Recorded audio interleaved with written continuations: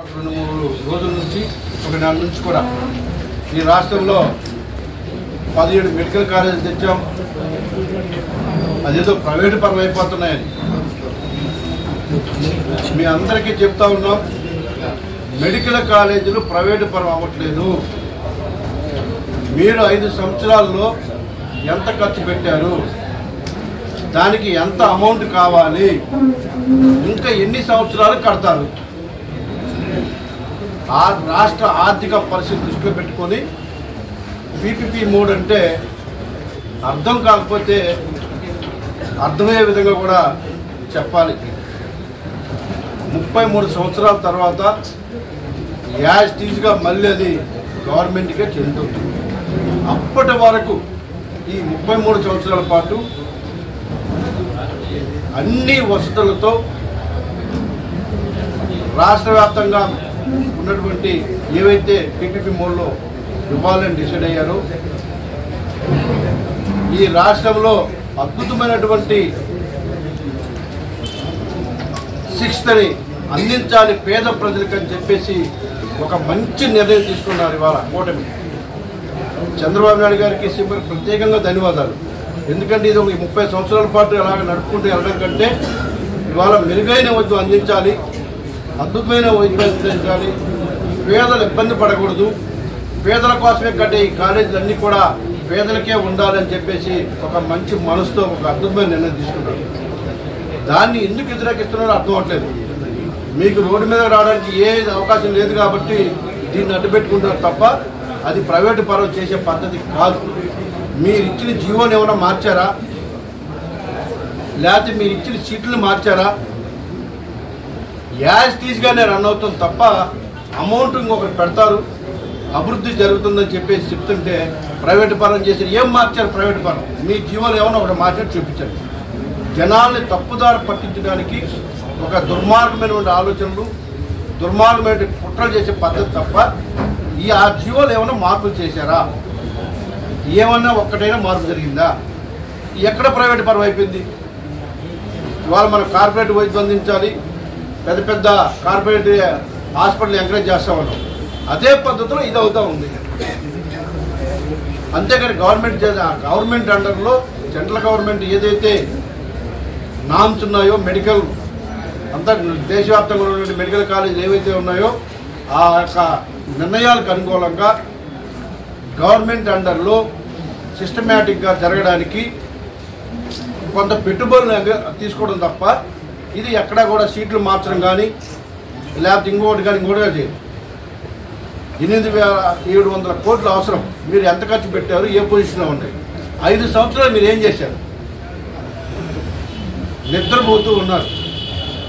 College తెచ్చామంటే కాదు, ఏం చేయగలిగాం మనం? అలాగే మేము కూడా 5 సంవత్సరాలు ఇంకో 10 సంవత్సరాలు వెయిట్ చేయకుండా ప్రజలకి అందుబాటులో, పేద పిల్లలకి అందుబాటులో ఉండడానికి ఒక మంచి నిర్ణయం తీసుకున్నారు తప్ప మీలాగా సంవత్సరాల పాటు అలా వదిలేసి ఉండడానికి కాదన్న విషయాన్ని కూడా మీరు గుర్తుపెట్టుకోవాలి. పీపీపీ మోడ్ అనేది మనం ఒక రాష్ట్రంలో అవ్వట్లేదు, అన్ని రాష్ట్రాల్లో కూడా ఉన్నాయి.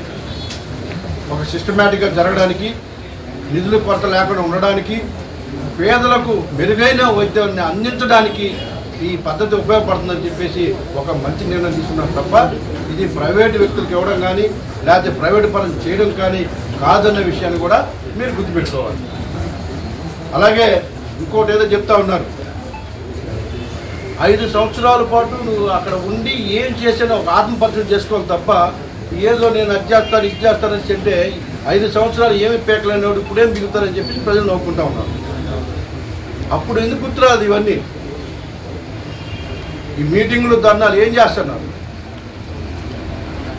అప్పుడంతా పవన్ కళ్యాణ్ గారిని విమర్శించడం, చంద్రబాబు నాయుడు గారిని అరెస్ట్ చేయడాలు ఈ కార్యక్రమంతో సరిపోయింది. ఇప్పుడేమో తిరిగి మళ్ళీ అదే పద్ధతితో వస్తూ ఉన్నారు. ఇప్పటికైనా మీలో మార్పు రావాలి.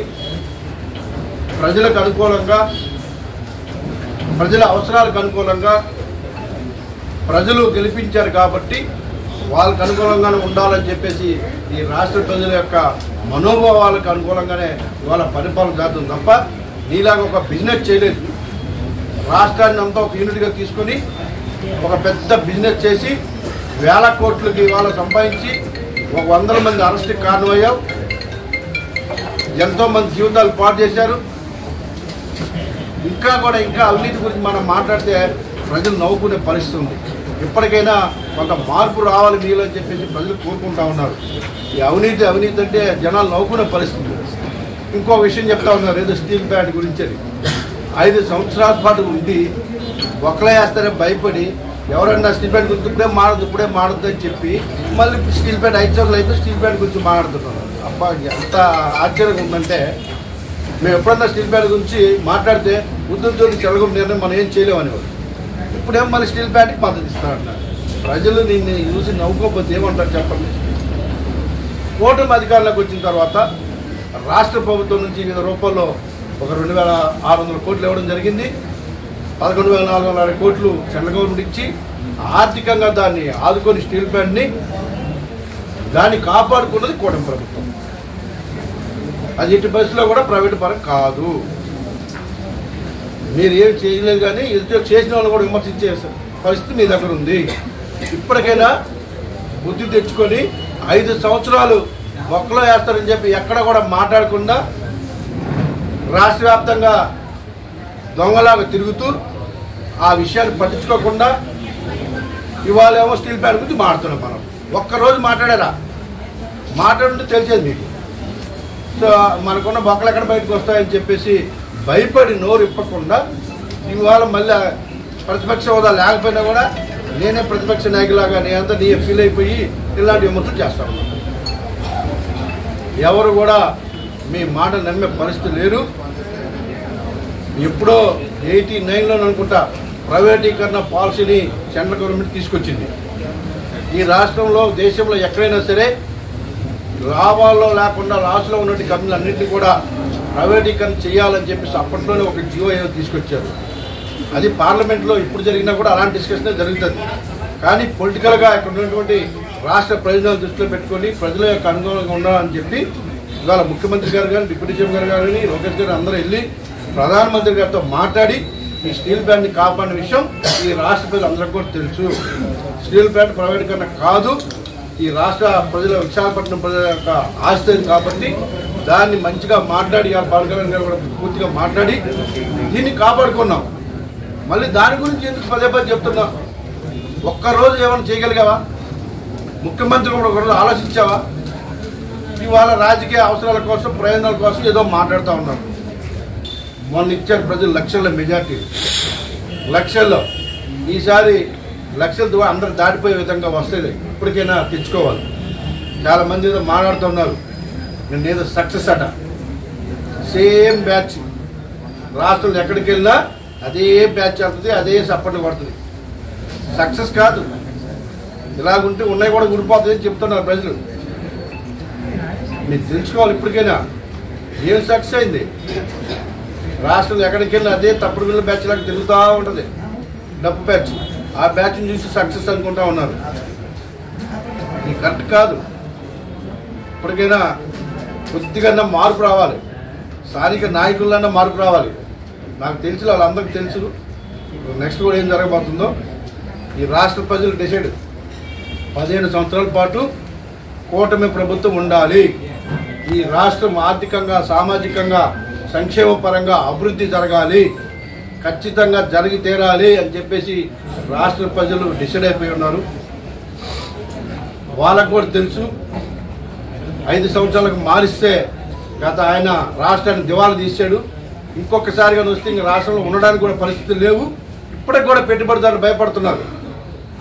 ఆయన మాటలు అలా ఉన్నాయి, మేము వస్తే మళ్ళీ ఏం జరుగుద్దో అని. సో ఇప్పటికైనా పద్ధతి మార్చుకొని శుభ్రంగా ఉండాలని చెప్పేసి రాష్ట్ర ప్రజలు కోరుకుంటూ ఉన్నారు. ఆ 11 సీట్లు నెక్స్ట్ ఎలక్షన్లో కాపాడుకోవడానికి ప్రయత్నం చేయి తప్ప ఇంకొక సీట్ ఎక్స్ట్రా వస్తుందని మాత్రం ఊహకు కూడా రానివద్దు. కూటమి ఉన్నన్ని రోజులు అలాంటి కలగొడ కనవద్దని చెప్పేసి నేను తెలియజేస్తా ఉన్నా. ఇంకెవరో ఇవాళ ఏదో అడుగుతున్నారు, ఏదో సిపి గారు ఏదో సిపి గారు మాట్లాడేది కరెక్ట్, తప్పే ఉంది. అక్కడ ఏదో అడవుడు చేస్తూ ఉంటే ప్రతిపక్ష నాయకుడు హోదా లేదు అన్నాడు. తప్పేం లేదు అందులో. ప్రతిపక్ష హోదా ఎక్కడ ఉంది? ఎవరైనా అంటారు దాన్ని. ఒక సిపి గారు అనాలండి, సిపి గారు కరెక్ట్గానే చెప్పారు, ప్రతిపక్ష హోదా లేదు, ప్రజలే ఇవ్వలేదు. ఇది ఎవరు ఇచ్చేది కదా, ప్రజలే ఇవ్వాలా. ఇలా మాట్లాడారు కాబట్టి ఇవ్వలేదు. ప్రజలకు అనుకూలంగా ఎక్కడైనా కానీ పరిపాలన జరిగితే మీకే అవకాశం ఇచ్చేవాళ్ళు. ప్రజలకు వ్యతిరేకంగా పరిపాలన చేసి ఒక కుటుంబ పరిపాలన చేసి ఒక నలుగురిని పట్టుకొని బిజినెస్ చేసి ఇవాళ వాళ్ళనే నిందిస్తే ఎందుకు? ఆ నలుగురితో వ్యాపారం చేసుకున్నారు, ఆ నలుగురు ఎఫెక్టే పడింది. ఇప్పటికైనా మార్పు తెచ్చుకో. ఇప్పటికి సేమ్, ఇప్పుడు కూడా ఏం మార్పు లేదు. ప్రజలు కోరుకున్నది ఏమీ చేయట్లేదు. ఆ రోజు అదే, ఈ రోజు అదే, రేపు రాబోయే రిజల్ట్ కూడా అదే. ఎక్కువ ఆవేశపడిపోవద్దు. మీరు కూడా కొంచెం భూమి మీద నడిస్తే చాలా బాగుంటుందని చెప్పేసి ప్రజలు కోరుకుంటున్నారు. ప్రజలకు అనుకూలంగా జరిగే ఈ పరిపాలన ఎంత విమర్శించినా, ఎప్పుడో పాత రోజుల్లో మీరేదో చేస్తే ఇజ్జాతంటే నమ్మేవాళ్ళు. ఇప్పుడు అన్నీ పోయి అందరూ తెలివిగా ఉన్నారు. రాష్ట్ర ప్రజలు చాలా తెలివిగా ఉన్నారు. ఈ రాష్ట్ర అభివృద్ధి జరగాలని కోరుకుంటున్నారు. అద్భుతమైన పరిపాలన ఉండాలని కోరుకుంటున్నారు. ఒక సీనియర్ నాయకుడిగా చంద్రబాబు గారి రాష్ట్రాన్ని ముందుకు తీసుకెళ్తారు. పవన్ కళ్యాణ్ గారి యొక్క అన్నదండలతో అద్భుతమైన పరిపాలన జరుగుతుంది. బీజేపీ యొక్క రాష్ట్ర దేశంలో అద్భుతమైనటువంటి సపోర్ట్ ఇస్తూ ఉన్నారు. మోడీ గారి సపోర్ట్తో ఒక అద్భుతమైన పరిపాలన జరుగుతున్న విషయాన్ని రాష్ట్ర ప్రజలు ఎప్పుడో గ్రహించారు, డిసైడ్ అయ్యారు. ఈ ముగ్గురు కలిసి పోటీ చేయాలి, ఈ రాష్ట్ర అభివృద్ధి జరగాలి, దేశంలో నెంబర్ 1గా ఉండాలి ఈ రాష్ట్రం అని చెప్పేసి కూడా ప్రతి ఒక్కరు కోరుకున్నారు తప్ప దోపిడీ, sand mafia, liquor mafia, గ్రానైడ్ mafia ఒకటి కాదు.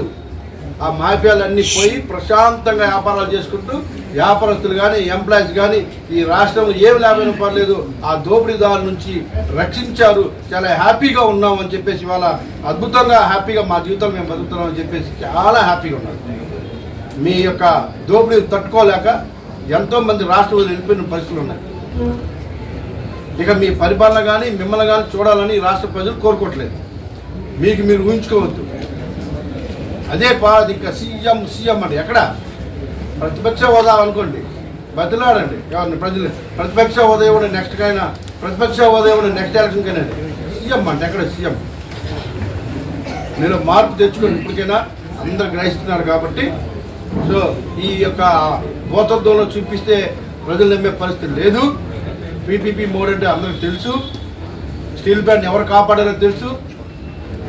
ఈ ఇంజనీరింగ్ ఈ మెడికల్ కాలేజీని ఎవరు కాపాడుతారో తెలుసు. వారిని ఎవరు అభివృద్ధి క్రమం నడిపిస్తారో తెలుసు. ఈ రాష్ట్రంలో రోడ్లు కానీ ఈ రాష్ట్రంలో ప్రతి ఒక్కటి కూడా ఎవరు ఏం చేస్తారో కూడా రాష్ట్ర ప్రజలకు తెలుసు. మీరు ఎన్ని చెప్పిన పరిస్థితుల్లో లేరన్న విషయాన్ని ఇప్పటికైనా బుద్ధి తెచ్చుకోవాలి.